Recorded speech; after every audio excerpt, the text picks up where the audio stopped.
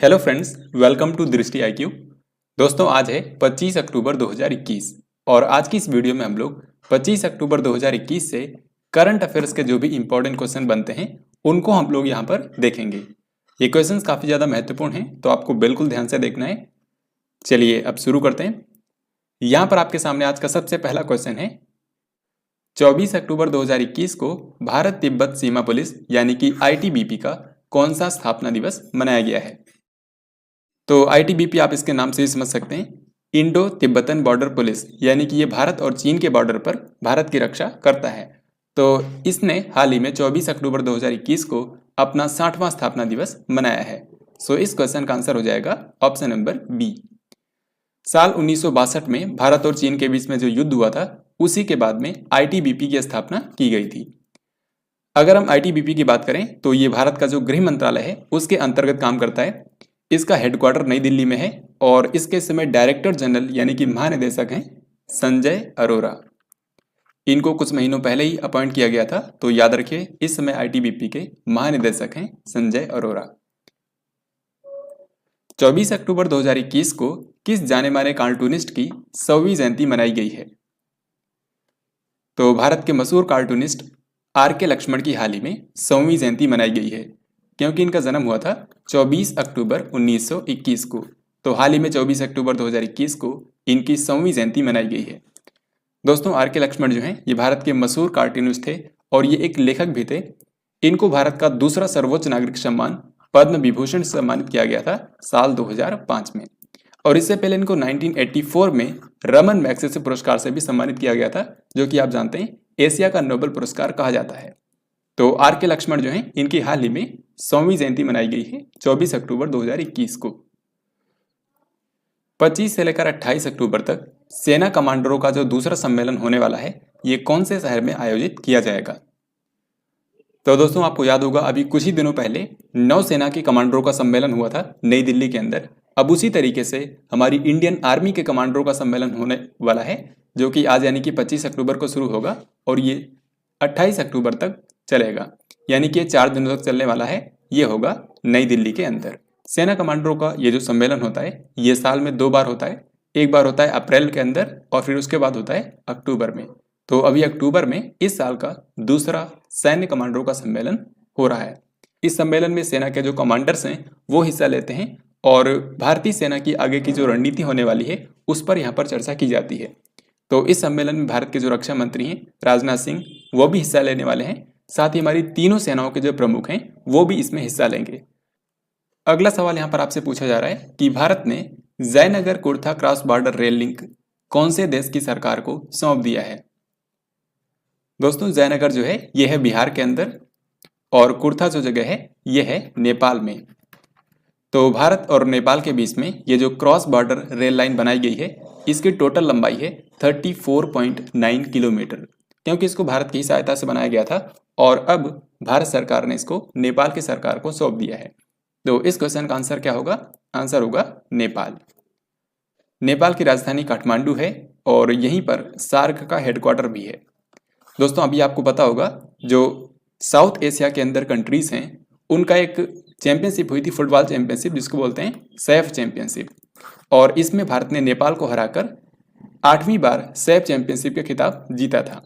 तो ये भी आपको याद रखना है। अभी आगे बढ़ते हैं।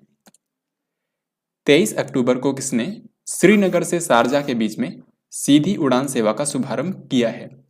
दोस्तों, श्रीनगर आप जानते हैं जम्मू कश्मीर की समर कैपिटल है और शारजाह जो है ये UAE के अंदर एक फेमस शहर है, राइट। तो हाल ही में श्रीनगर और शारजाह के बीच में एक सीधी उड़ान सेवा शुरू की गई है। तो यहाँ पर आपसे पूछा जा रहा है कि इसका शुभारंभ किसने किया है?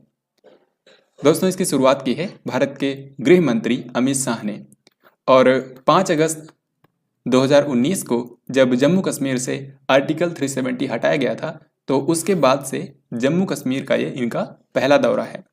गृह मंत्री अमित शाह जो हैं ये 23 से लेकर के 25 अक्टूबर यानी कि 3 दिनों के लिए जम्मू कश्मीर दौरे पर हैं और इसी दौरान इन्होंने वहाँ पर कई सारी परियोजनाओं का उद्घाटन किया और इसी बीच इन्होंने श्रीनगर से शारजाह के बीच में सीधी उड़ान सेवा का शुभारंभ किया है। PM नरेंद्र मोदी 25 अक्टूबर को किस राज्य के अंदर 9 मेडिकल कॉलेजों का उद्घाटन करेंगे? तो प्रधानमंत्री नरेंद्र मोदी आज यानी कि 25 अक्टूबर को उत्तर प्रदेश की यात्रा पर हैं और इस दौरान ये उत्तर प्रदेश के अंदर 9 मेडिकल कॉलेजों का उद्घाटन करेंगे। तो यहाँ पर मैं आपको बताता हूँ आज क्या होने वाला है। तो सबसे पहले भारत के प्रधानमंत्री नरेंद्र मोदी ये सिद्धार्थनगर जिले में जाएंगे और वहाँ से ये उत्तर प्रदेश के अंदर 9 मेडिकल कॉलेजों का उद्घाटन करेंगे। और इसके बाद पीएम मोदी सिद्धार्थनगर से वाराणसी जाएंगे, जो कि प्रधानमंत्री नरेंद्र मोदी का संसदीय क्षेत्र है, और वहां पर वो वाराणसी के लिए कई सारी विकास परियोजनाओं का शुभारंभ करेंगे। तो इस क्वेश्चन का हमारा आंसर होगा ऑप्शन नंबर डी यानी कि उत्तर प्रदेश। उत्तर प्रदेश के अंदर ये जो 9 मेडिकल कॉलेज बनाए गए हैं, यहाँ पर आप इनको देख सकते हैं, इन जिलों में बने हैं और प्रधानमंत्री नरेंद्र मोदी आज सिद्धार्थनगर जिले से इनका उद्घाटन करेंगे। तो इनमें से एक जिला सिद्धार्थनगर भी है, फिर इसके बाद है एटा जिला, हरदोई, प्रतापगढ़, फतेहपुर, देवरिया, गाजीपुर, मिर्ज़ापुर और जौनपुर। तो इन्हीं 9 जिलों के अंदर ये मेडिकल कॉलेज बनाए गए हैं जिनका आज उद्घाटन किया जाएगा। इनमें से जो ऊपर के 8 जिले हैं, यहाँ पर जो मेडिकल कॉलेज बने हैं इनको केंद्र सरकार द्वारा बनाया गया है, जबकि जौनपुर में जो मेडिकल कॉलेज है इसको राज्य सरकार के द्वारा बनाया गया है। तो ये आपको याद रखना है। इसके बाद नेक्स्ट क्वेश्चन यहाँ पर है, पीएम नरेंद्र मोदी 25 अक्टूबर को इनमें से कौन से शहर से प्रधानमंत्री आत्मनिर्भर स्वस्थ भारत योजना का शुभारंभ करेंगे। तो आज ही एक नई योजना की शुरुआत होगी जिसका नाम है प्रधानमंत्री आत्मनिर्भर स्वस्थ भारत योजना। अभी मैंने आपको बताया कि पीएम नरेंद्र मोदी आज उत्तर प्रदेश की यात्रा पर जाएंगे। वहां पर सबसे पहले ये सिद्धार्थनगर जिले के अंदर जाएंगे, वहां से ये 9 मेडिकल कॉलेजों का उद्घाटन करेंगे और उसके बाद ये वाराणसी जाएंगे, जो कि इनका संसदीय क्षेत्र भी है, और वाराणसी शहर से ही ये प्रधानमंत्री आत्मनिर्भर स्वस्थ भारत योजना का शुभारंभ करेंगे। तो इस क्वेश्चन का हमारा आंसर हो जाएगा ऑप्शन नंबर डी यानी कि वाराणसी उत्तर प्रदेश। प्रधानमंत्री आत्मनिर्भर स्वस्थ भारत योजना जो है ये भारत के अंदर हेल्थ केयर इंफ्रास्ट्रक्चर को मजबूत बनाने के लिए शुरू की जाएगी। इसका मेन मकसद है कि भारत के ग्रामीण और शहरी दोनों ही क्षेत्रों में स्वास्थ्य के क्षेत्र में बुनियादी ढांचे में जो कमियां हैं उनको दूर करना है। तो इसी के लिए प्रधानमंत्री आत्मनिर्भर स्वस्थ भारत योजना की शुरुआत की जा रही है। इसके तहत भारत के अंदर इन सभी की स्थापना की जाएगी। यहाँ पर आप देख सकते हैं national institution for one health. इसके अलावा भारत के अंदर 4 नए नेशनल इंस्टीट्यूट ऑफ वायरोलॉजी की स्थापना की जाएगी। इसके अलावा वर्ल्ड हेल्थ ऑर्गेनाइजेशन यानी कि WHO के साउथ ईस्ट एशिया रीजन के लिए एक क्षेत्रीय रिसर्च प्लेटफॉर्म की स्थापना की जाएगी। फिर इसके अलावा 9 बायोसेफ्टी लेवल 3 की लेबोरेटरी स्थापित की जाएंगी और भारत के अंदर 5 नए regional national centre for disease control की स्थापना की जाएगी। तो दोस्तों आपको याद रखना है कि इस योजना की शुरुआत की जाएगी उत्तर प्रदेश के वाराणसी शहर से। अगला सवाल यहाँ पर आपके सामने है, 25 अक्टूबर को ही प्रधानमंत्री नरेंद्र मोदी इनमें से किस शहर के लिए 5200 करोड़ रुपए से अधिक की विकास परियोजनाओं का उद्घाटन करेंगे। तो जैसा कि मैंने आपको बताया, पीएम नरेंद्र मोदी आज यानी कि 25 अक्टूबर को उत्तर प्रदेश की यात्रा पर जाएंगे और वहां पर ये वाराणसी शहर के लिए 5200 करोड़ रुपए से भी अधिक की विकास परियोजनाओं का उद्घाटन करेंगे। तो इस क्वेश्चन का आंसर हो जाएगा ऑप्शन नंबर डी। तो प्रधानमंत्री नरेंद्र मोदी की इस उत्तर प्रदेश विजिट के बारे में याद रखना है। हालांकि इससे पहले 20 अक्टूबर को भी पीएम नरेंद्र मोदी उत्तर प्रदेश की यात्रा पर गए थे और वहां पर उन्होंने कुशीनगर जो इंटरनेशनल एयरपोर्ट है उसका उद्घाटन किया था। 22 से लेकर 24 अक्टूबर को किस देश की जो विदेश मंत्री हैं इनका नाम है एलिजाबेथ ट्रस, ये भारत की यात्रा पर थी। तो एलिजाबेथ ट्रस जो हैं ये ब्रिटेन की इस समय की विदेश मंत्री हैं और ये 3 दिनों के लिए भारत की यात्रा पर आई थी।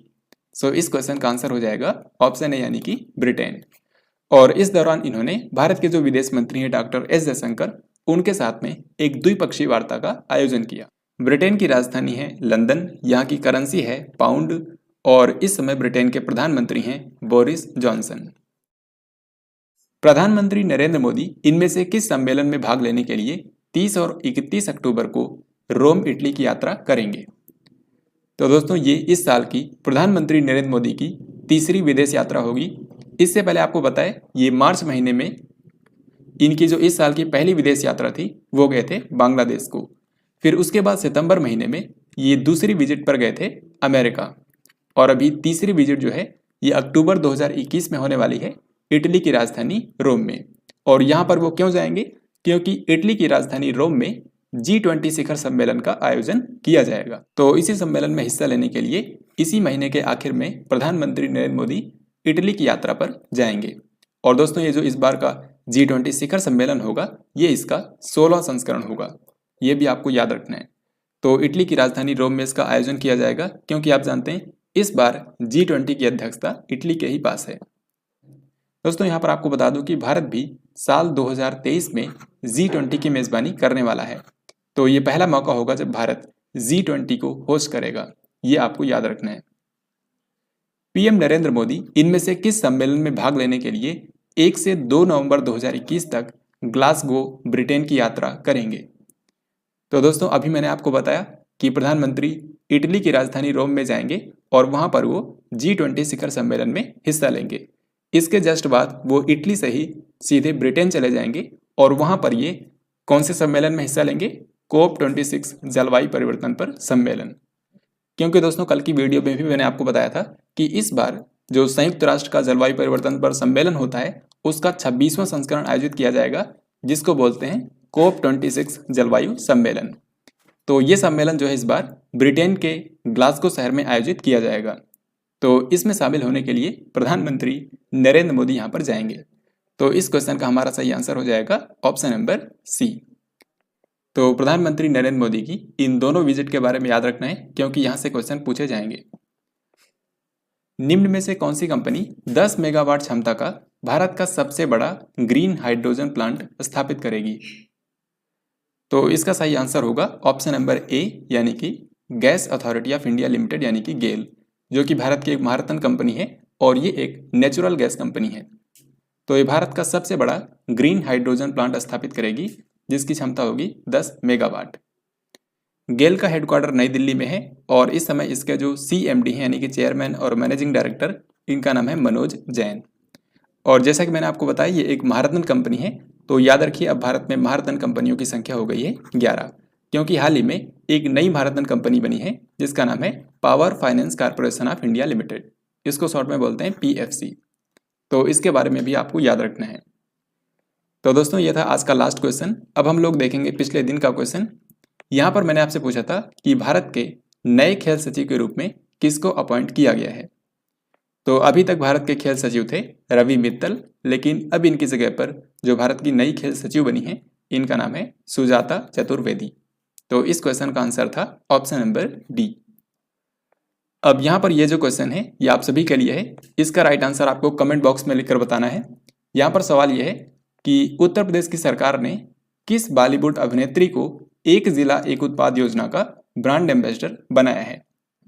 तो उत्तर प्रदेश सरकार की जो 1 डिस्ट्रिक्ट 1 प्रोडक्ट स्कीम है इसके लिए किस बॉलीवुड अभिनेत्री को ब्रांड एम्बेसडर बनाया गया है ये आपको बताना है। तो आपका जो भी राइट आंसर हो कमेंट बॉक्स में लिखकर जरूर बताएं। तो दोस्तों इस तरीके से आज की इस वीडियो में हम लोगों ने 25 अक्टूबर 2021 से करंट अफेयर्स के जो भी इंपॉर्टेंट क्वेश्चन बन सकते हैं उनको हम लोगों ने यहाँ पर कवर कर लिया है। तो आई होप आपको ये वीडियो पसंद आया होगा, और अगर आपको ये वीडियो पसंद आया है तो इसको लाइक और शेयर जरूर करें। हम मिलेंगे नेक्स्ट वीडियो के अंदर, तब तक के लिए जय हिंद, वंदे मातरम।